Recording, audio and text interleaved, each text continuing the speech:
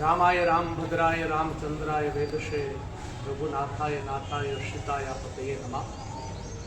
વિરાસતોમાં વિચરણ એ મારી ચેનલ અંતર્ગત હું શાસ્ત્રી હિતેશ જોશી। અત્યારે આપણે ઉનાના મધ્યમાં બિરાજતા રામજી મંદિરની મુલાકાતે છીએ। ઉના એ પૌરાણિક નગરી છે। પુરાતત્વીય રીતે ઉના અને દેલવાડા એ 900 થી 1000 વર્ષ જૂના ગામ છે, પણ પ્રવર્તમાન રામજી મંદિર 2800 વર્ષથી જૂનું છે। હાલ જે મંદિર છે એ તો જીર્ણોદ્ધાર થયો છે। આ મંદિર ત્રીજું મંદિર બનાવી છે, પણ ઉનાના નગર શ્રેષ્ઠીઓએ જે જૂના કાલે એટલે કે એ કાલે રામપ્રિયદાસજી મહારાજ અહીંયા તપસ્વી મહાત્મા હતા, દુધાધારી સંત હતા, અને લોકોના આગ્રહથી અને શ્રેષ્ઠીઓના આગ્રહથી ભગવાનની એમણે સેવા પૂજા સ્વીકારી। ત્યાર પછીથી કોચરી વાવે એમણે પોતાના તપ અને તેજ બળે આ મંદિરની ખ્યાતિ વધારતા ગયા। એમના અનુક્રમ શિષ્ય બલભદ્રદાસજી મહારાજ એ વખતે કોઈ દેસાઈ સદગ્રહસ્થ હતા, એમણે આ મંદિરનો જીર્ણોદ્ધાર કરાવેલો અને નૂતન મૂર્તિઓની પ્રાણ પ્રતિષ્ઠા કરવામાં આવી અને ભાવનગરના વિદ્વાન બ્રાહ્મણોએ પ્રતિષ્ઠા કરી હતી।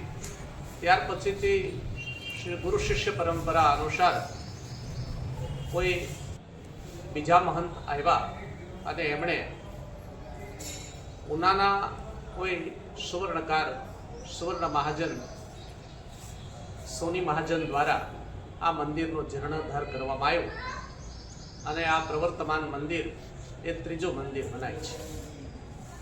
મહાત્મા દુધાધારીની એટલી બધી ખ્યાતિ હતી કે એમની ચરણ પાદુકાઓની પણ આજે પૂજા નાગેશ્રી ગામ ખાતે કરવામાં આવે છે। હાલનું જે પ્રવર્તમાન મંદિર છે એમાં હાલના મહંત શ્રી કિશનદાસજી મહારાજ સુચારુ રૂપે સૌ વહીવટ કરી રહ્યા છે અને અત્યંત સુંદર રીતે અહીંનો જીર્ણોદ્ધાર કરવામાં આવ્યો છે।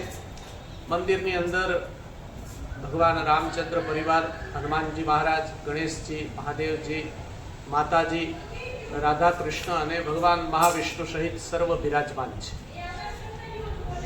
હાલ અહીંયા વિવિધ ઉત્સવો, સુંદરકાંડના પાઠ, હનુમાન ચાલીસાના પાઠ અને વિવિધ સેવાઓ ચાલી રહી છે। એક સમય એવો હતો કે અહીંયા નબળા, આર્થિક રીતે નબળા 40-50 વિદ્યાર્થીઓ ભણતા હતા, વિશાળ ગૌશાળા હતી અને કાયમી અન્ન ક્ષેત્ર હતું। અને આ મંદિરની નીચેની જ જગ્યામાં હનુમાનજીનું મંદિર જે અતિ પૌરાણિક માનવામાં આવે છે, એટલે કે હનુમાનજીનું મંદિર એ ઉનાના તળાવ કાંઠે આવેલું છે અને એ આ મંદિરથી પણ પૌરાણિક છે અને એક સમયે સૌ યાત્રાળુઓ ત્યાં રાતવાસો કરતા અને ત્યાં સૌ ધર્મશાળાનો ઉપયોગ પણ કરતા। હાલનું મંદિર અત્યંત સુંદર છે, વિવિધ સેવાઓ ચાલી રહી છે અને મંદિરના પ્રવર્તમાન મહંત કિશનદાસજી મહારાજ હાલ સુંદર રીતે એમનો વહીવટ કરી રહ્યા છે।